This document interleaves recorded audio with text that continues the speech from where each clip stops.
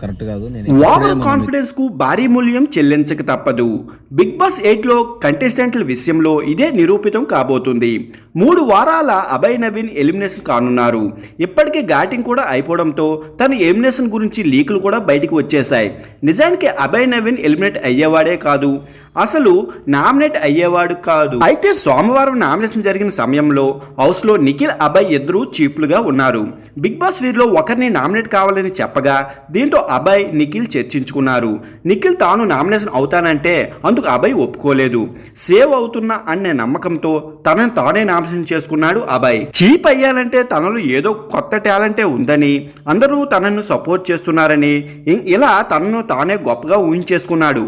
పోనీ ఈ వారం ఏమైనా పర్వాలేదా, ఏమైనా ఉందా అంటే అది కూడా లేదు. చీప్గా అట్ర ఫ్లాప్ అయిపోయాడు.